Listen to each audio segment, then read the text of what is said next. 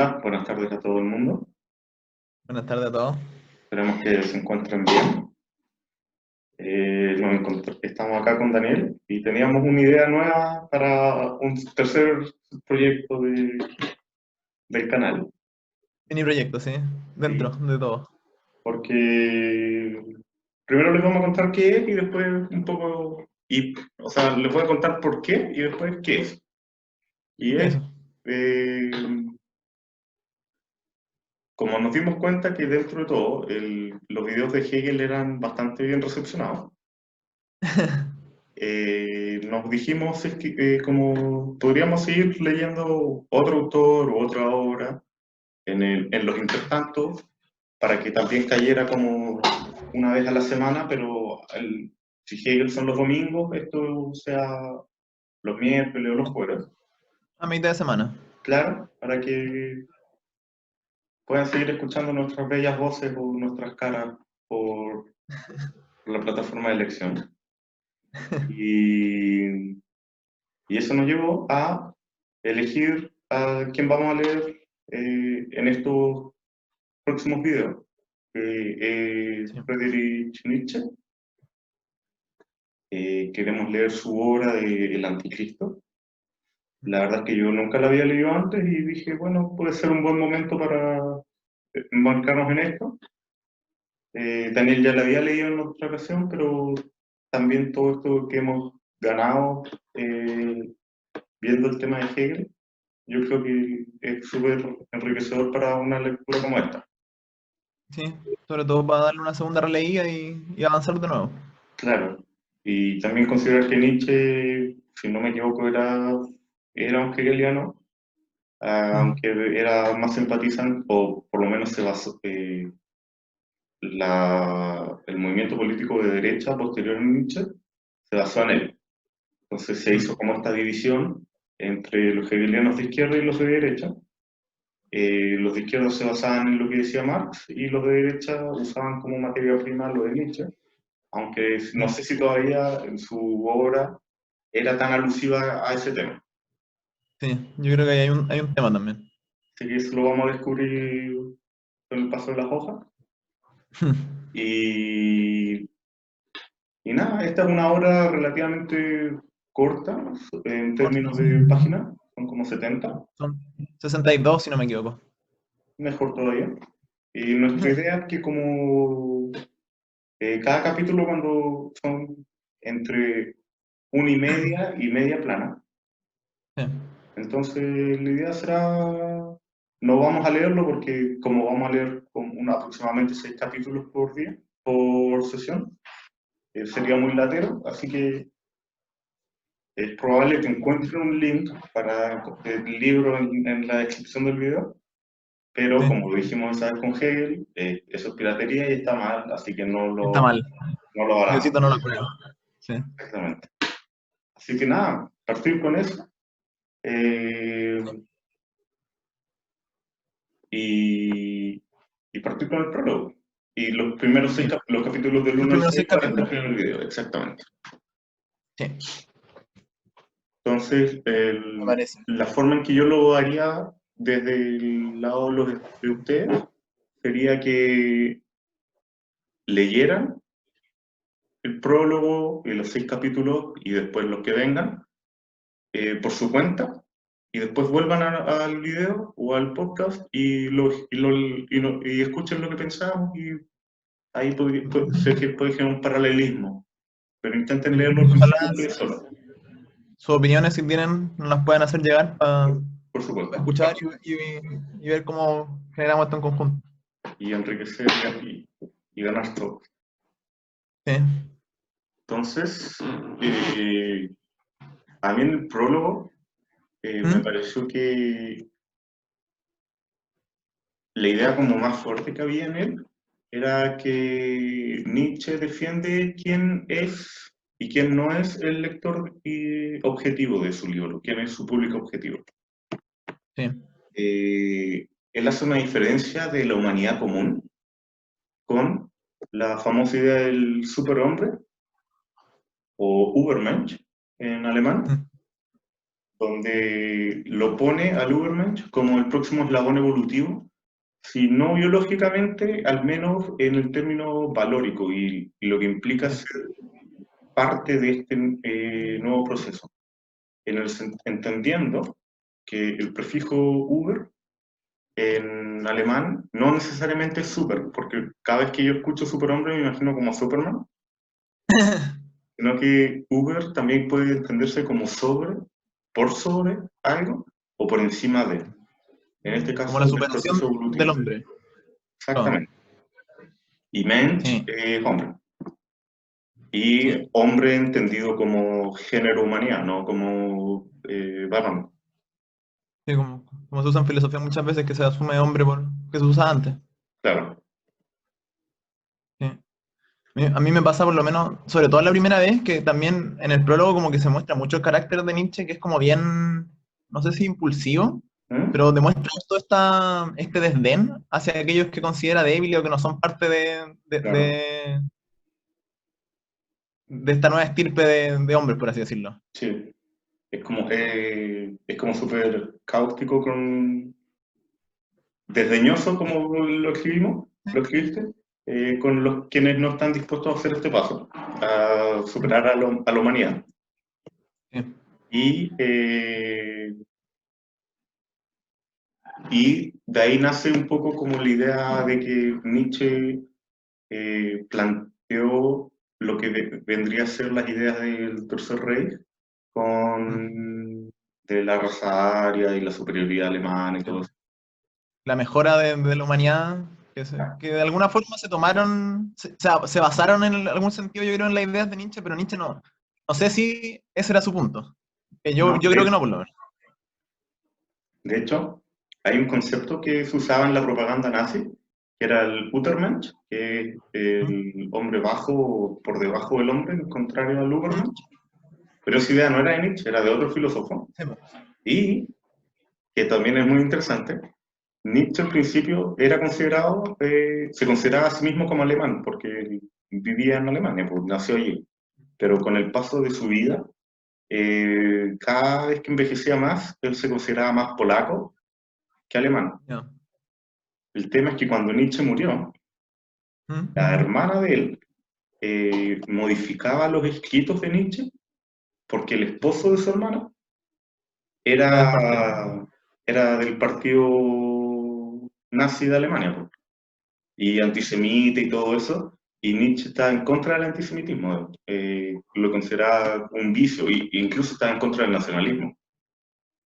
Así que la historia daba mucho, no, Sí. siempre Pero tengo una estos vuelta. son datos interesantes de ver de cómo se desarrolla después el pensamiento dentro de la misma historia de alguien. Así que eso, Sí. si quieren buscar y leer más de la Ahí está historia, otro. búsquenlo en internet suyo. Sí. Eh, y eso es el prólogo, como se habrán dado cuenta, son relativamente cortos, entonces es como súper llevadero de leer, Sí. pero no menos profundo por ello. De acuerdo. En el capítulo 1, él considera a los simpatizantes de Nietzsche, evidentemente, como hiperbóreos o el pueblo hiperbóreo, que es un pueblo de la mitología griega, que eran los que vivían en zonas más septentrionales, más hacia el norte del círculo polar ártico, y era considerado por ser un pueblo distante, más frío, incluso caracterizado por fatalistas, por los críticos de estos ideales. Y lo que más les caracterizaba era su suerte de inclemencia, incluso hacia ellos mismos. Esto en el sentido de que el camino para llegar al Ubermensch no es uno sencillo, es uno de llamémoslo sufrimiento, de pasión y de autodestrucción hasta cierto punto, para llegar a la transformación del superhombre. Sí. Aquí también me llamó la atención que hace una descripción bien clara de su idea del hombre moderno y que lo caracteriza como un sujeto que se lamenta y suspira diciendo que no acierta a entrar ni salir, no sabe entrar ni salir de donde está. Y le reprocha en el fondo a este sujeto que es incapaz de tomar decisiones.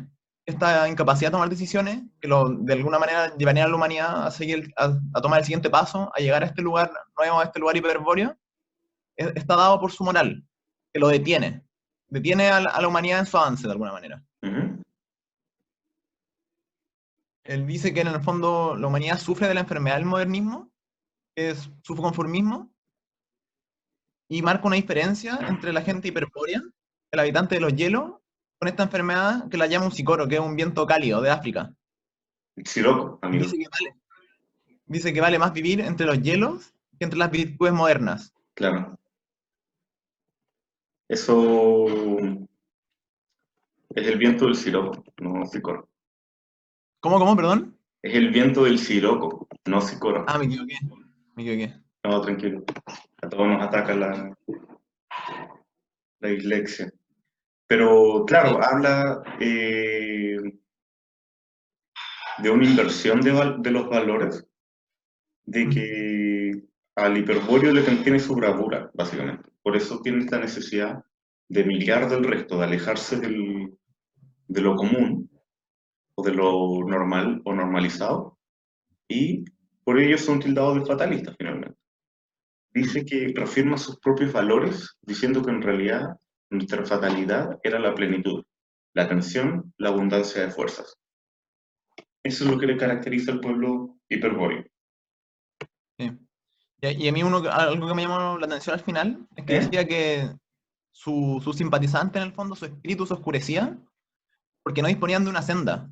Y en el fondo se encontraban en un espacio de la realidad en que, como ya no hay senda, se habían obligado a construir este nuevo camino hacia las tierras del hielo.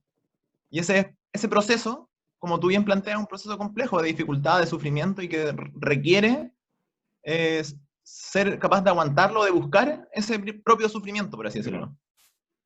Y aquí es donde, así de temprano, Nietzsche muestra su beta hegeliana, porque si se acuerdan de la otra serie de videos, esta de la búsqueda del absoluto y de la cientificidad de Hegel, él también lo describe como un camino arduo y doloroso, que debe ser llevado a cabo con extremo sacrificio. Se empiezan se notan ciertas similitudes del pensamiento de ambos filósofos. Sí. Ese es el primer capítulo. Claro.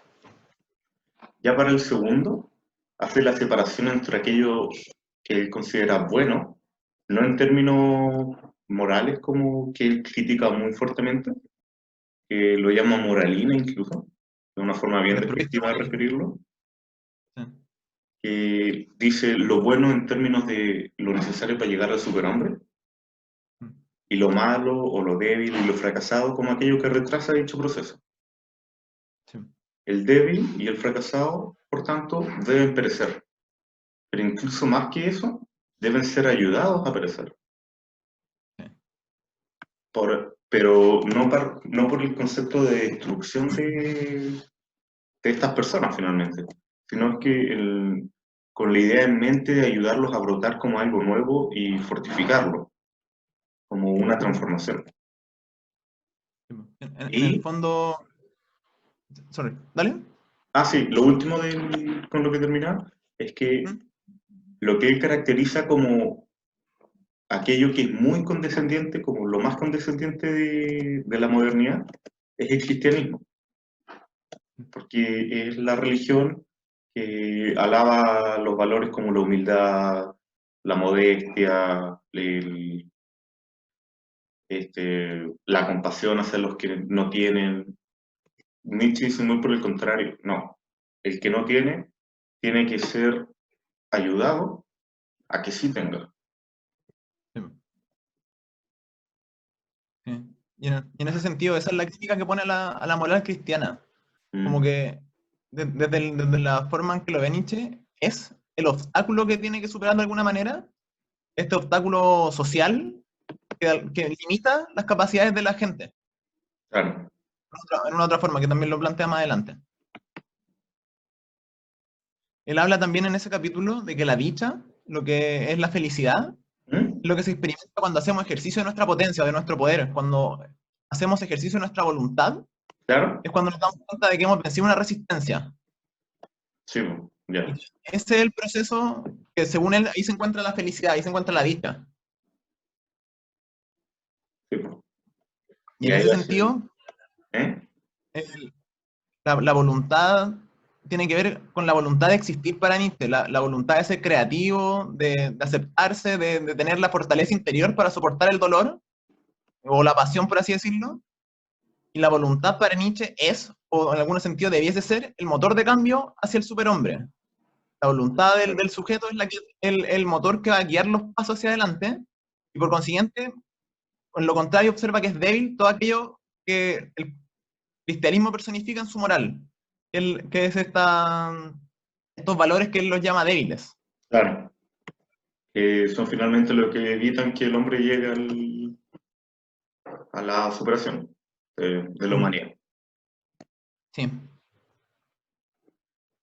Entonces, termina el capítulo diciendo que cuando se fracasa en esta tarea de ser creativo y se resigna con los valores del deber ser, los valores cristianos básicamente, se deja de ser dueño de sí mismo, sino que eh, el deseo de dominio ya no es sobre sí mismo, sino que es sobre los demás seres, como la sí. figura del sacerdote, que después Sí, es un lo tema desarrollo más adelante. sí, que lo tocan después en otros capítulos, pero que tiene que ver con esa idea de que cuando uno elige, cuando uno deja de ser, ¿Mm? en ese momento afloran los instintos por ya no dominarme a mí mismo porque no puedo, sino que es dominar al otro. Y esa Claro, también es parte de este ciclo vicioso que ve en Nietzsche en la moral cristiana. ya. Y con eso terminó el capítulo 2. Sí. Ya en el capítulo 3, él hace una mención que es casi literal de la ética kantiana en este caso, donde menciona que el hombre es un fin, no es un medio. Vale decir, yo no puedo hacer cosas a través de la humanidad, sino que yo tengo que hacerlas para la humanidad. Como tal, no es la humanidad algo que se deba manipular para obtener usufructo o un objetivo dado, sino que es el bien en sí mismo. Hace el contraste, por cierto, con el cultivo o la manipulación que ha hecho el cristianismo sobre la humanidad para obtener como esta suerte de rebaño o de gente que hace caso simplemente y la transforma en algo fácilmente manipulable en aras de mantener el poder de la iglesia o que la gente no critique o Privilegio. mantener el status quo, básicamente. Y ahí mismo también coloca el interrogante de que en el fondo deberíamos preguntarnos qué tipo de hombre, de qué tipo de humano es el que debe, ¿Mm? debiese estar educando a la sociedad en busca de este crecimiento hacia un superhombre. Claro, Y plantea de que el superhombre ya existió en la realidad, pero que se ha dado por caso azaroso, como por hecho meramente oportuno, han existido grandes sujetos que han movido la historia, por así decirlo, claro, pero que nunca han sido queridos en su tiempo, o que nunca son queridos porque justamente lo que hacen es salirse, por así decirlo, del entramado social aceptado, sí, pues, y generalmente son su presencia es temible. Y este temor genera, dentro del cristianismo, el cultivar a lo que él llama al opuesto al sujeto, al cristiano, al que es reprobable. claro. Esto también uno podría pensar ya siglo XIX, de más que pasado, ¿cachai? Y para atrás Mm, con mucho más sentido. Pero me sí. recordó al tiro como a lo que pasó y es un caso puntual, que seguro que deben haber muchos más actuales, que era Mm, Einstein con su teoría especial de la relatividad y posteriormente mm, la general de relatividad, que el mundo académico lo reprochó profundamente. Había mm. un paper que era un número que publicó Einstein y que después salieron, no me acuerdo, era un número estúpido, como 80 o 40 físicos a intentar rebatirlo Rebatirle. y, y no pudieron porque simplemente él tenía razón, pero es ese odio que existe en el status quo hacia aquello que rompe al mismo, Sí. Y eh, que se separa de ese espacio. que se separa de ese espacio. En estos términos uno podría pensar como Einstein como una suerte de estas ideas del superhombre, de haber superado una etapa histórica y que la etapa y sus congéneres estaban en contra de eso, les daba miedo. Sí, po. Y así debe ser hasta el día de hoy con muchas ideas nuevas que cambian paradigmas. Sí, po. Eso fue el párrafo 3, ¿no? Sí. Sí. Ya para el 4, Nietzsche rechaza la idea del progreso que entrega a la humanidad, así como esta idea de los valores de la tolerancia, el conformismo, lo del siroco, como quedarse en la zona de confort casi, De confort, sí. eh, tal como lo indica Hegel. Hegel, recordemos que menciona que no todo proceso histórico posterior a otro es necesariamente superior al anterior, simplemente el producto de las situaciones sociohistóricas que dieron Continúa, sí. lugar a esta. Sí. O sea, lo único que podemos asegurar es que ocurrió posterior al proceso anterior, que es casi de perogrullo. Sí, po. Entonces contrasta que, aparte de eso, contrasta esta misma idea del párrafo 3, o sea, del capítulo 3, donde que compara el cristianismo con que otras culturas han logrado antes tener al superhombre, pero de nuevo esta idea de como un ser rechazado o no querido. O espontáneo, como, es casi como un milagro, Claro, un casi hecho azaroso su circunstancial. existencia. Mm, Sí, en ese sentido plantea que esta idea del progreso moderno es una ilusión, es complaciente, porque desarrollarse no significa en modo alguno elevarse, realzarse, fortalecerse para Nietzsche. Y Nietzsche plantea que no basta solamente con esperar la existencia del superhombre como esta idea, porque dice que siempre es posible, siempre ha sido posible su existencia y siempre ha claro, existido y por lo tanto siempre va a hacerla. Pero que no basta con esperar ese escenario, sino que es necesario favorecer su florecimiento, crear tierra fértil para que esta nueva raza, esta nueva elevación, superación del humano, claro. tenga cabida dentro de la sociedad. Perfecto.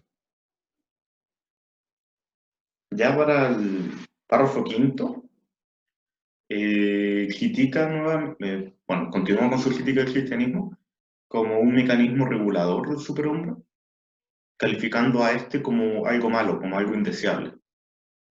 Entonces, uno podría hacerse la pregunta con todo derecho de, bueno, ¿cuántos hombres y mujeres buenos en términos de superación de lo que había, el, el estático status quo del momento? ¿Cuántos hombres y mujeres habrían sido capaces de superar esa barrera? De no haber sido por la Iglesia Católica del cristianismo, ¿verdad? Que los cortó básicamente. O los mató, o los obligó a cambiar sus ideas, como fue el caso de Galileo. Entonces, da para pensar. ¿Sí? Y ahí también habla de la crítica al cristianismo, que en su amor por el hombre débil que él habla, invierte todos los valores y atributos que son propios de la vida, que, que ayudan a su autoconservación y a la creación, a la continuación de esta. El Ujú. cristianismo dice que destierra todos los instintos fundamentales y de estos extrae y destila el mal, el hombre malo. Y por Claro. el contrario, toma el hombre fuerte, aquello que es reprobable, aquello que es justamente todos estos valores o instintos que van en contra del crecimiento, por así decirlo, como Mm. plantea Nietzsche. Y Y, coloca en ese mismo capítulo el ejemplo de ¿eh? Pascal en esta idea de cuántos hombres se han perdido por culpa de la moral, por así decirlo. Claro. De uno de estos posibles que limitaron su razón y que se vieron oprimidos por esta moral cristiana, castigadora, por así decirlo. Sí, po. Y Y ¿Dale? no, no, que Pascal lo que era, la apuesta de Pascal era una idea ¿Mm? de que uno tiene dos opciones. O uno cree en Dios o uno no cree en Dios. ¿Mm? Y eso tiene dos contextos. Dios existe y Dios no existe.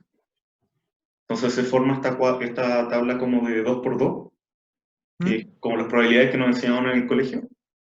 ¿Sí? Es como si Dios no existe y yo no creo en Él, no me va a pasar nada. ¿Ya? Si Dios existe y yo no creo en él, me voy al infierno. Mm. Si Dios sí existe, perdón, si creo en Dios y él no existe, tampoco me va a pasar nada, porque no hay elemento regulador. Y si Dios existe y creo en él, voy a estar Al cielo. salvado. Claro. Entonces él propone que por probabilidades, lo más cuerdo es creer en Dios, Claro. porque vaya a estar salvado.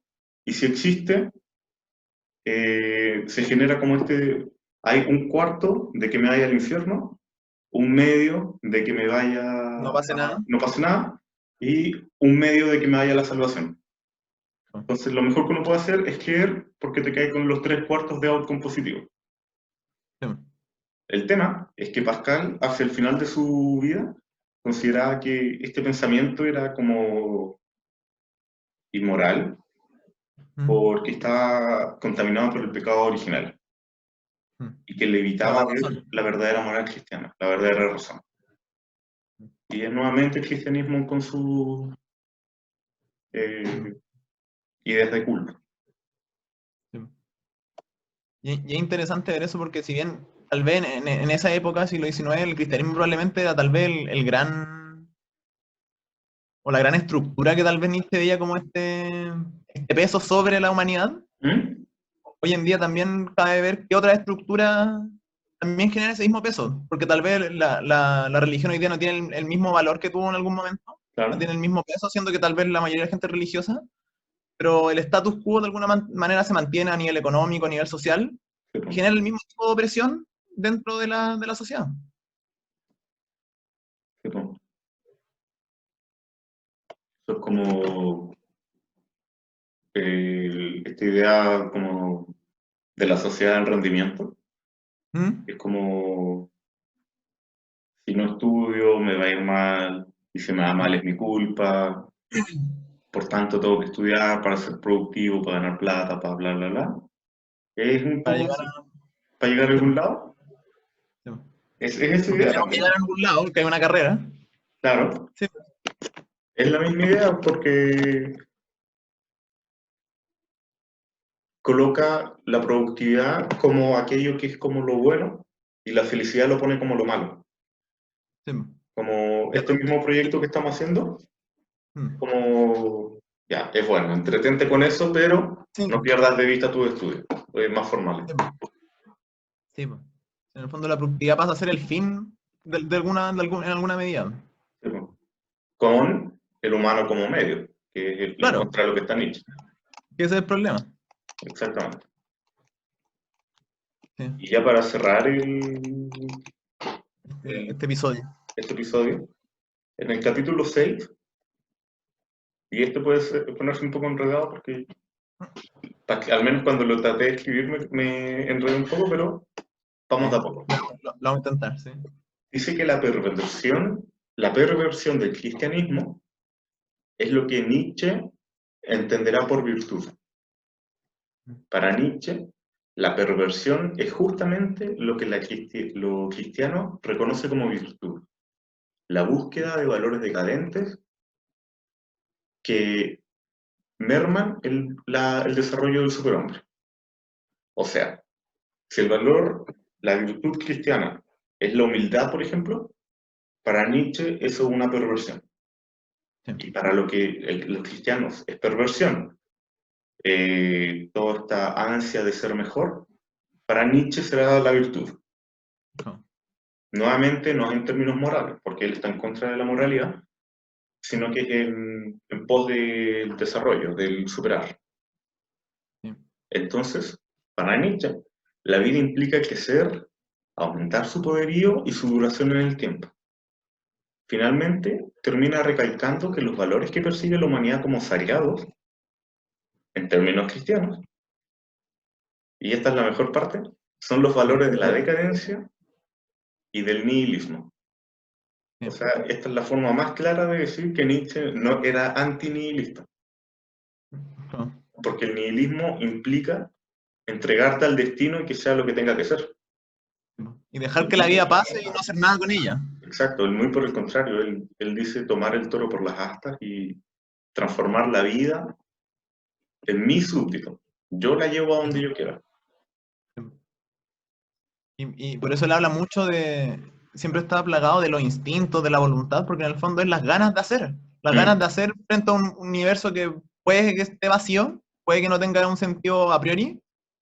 Yo puedo darle ese sentido, yo puedo exacto. darle un nuevo significado, puedo transformarlo y darle un sentido a aquello. Mm, Y por eso mismo ve como con tan mal ojo al cristianismo, porque habla que que esto ya más adelante, tal vez es de otros capítulos, pero que en el fondo dice que el capitalismo, que decir, el cristianismo, mm, perdón, lo que hace es poner los ojos más allá de la vida, porque se preocupa de la esperanza, en esperanza ultraterrenales, sí, po, inmaculada, en una ilusión que no existe. Y los sacerdotes hablan de esta ilusión que está más allá de la vida, y por lo tanto la gente pierde los ojos en la tierra, deja de tener los ojos puestos en donde puede hacer de verdad, por una sí, promesa po, de que en el futuro va a ser súper bien todo, vamos a llegar al cielo y vamos a ser súper felices, siendo que esta es la oportunidad real de generar ese espacio. sí, po. ¿Es quién decía eso? ¿Ah? Marx. Él también pensaba lo mismo, que la Sí, po. promesa del cielo cristiana, o la promesa de la independencia económica y la autoconducción económica de la burguesía, era la tierra prometida del proletariado, Sí, po. Que van a llegar algún día. que van a llegar algún día, pero siempre va a estar No un está paso bien. más allá. Sí, po. Y esa es la perversión del cristianismo para Nietzsche y del capitalismo para Marx. Sí, po. Y la última noción que en el fondo para Nietzsche habla de que lo que es pervertido para un sujeto, para una especie, es justamente aquello que ha perdido su instinto, que ha perdido sus capacidades de privilegiarse ¿Mm? a sí mismo su crecimiento y prefiere tomar aquello que es nocivo para su propio bien. En este caso, para Nietzsche, el cristianismo. Claro, Es como estar tomando veneno en algún sentido para él, sí, pues, obvio. atenerse a la moral. Sí, por lo menos estos primeros 6 capítulos y el prólogo me, Mm. me gustaron bastante. Sí, Y a mí la también. estructura del libro invita bastante como a leerlo. Sí, bien ameno. Así que, bueno, esperamos que para ustedes también lo sea. Ojalá. No sé, ¿alguna otra cosa de lo que vimos en general? No, yo creo que dejarlo invitado al siguiente capítulo, que van a ser probablemente hasta el 12, 13. Claro, Y eso. En la semana tenemos nuestro siguiente capítulo de No Entendiendo a Hegel. sí, Así que más que y invitado por a supuesto. dejar sus comentarios y cualquier cosa. Así Estamos atentos. que, bueno, yo creo que eso por hoy entonces. ¿Sí? Como les dijimos, va a existir un link ahí en la descripción. No lo usen, Es malo. es malo. Y, y ojalá lo estén pasando también como nosotros. Así que nos despedimos por hoy y nos estamos viendo el fin de semana. Hasta luego, chaito. También.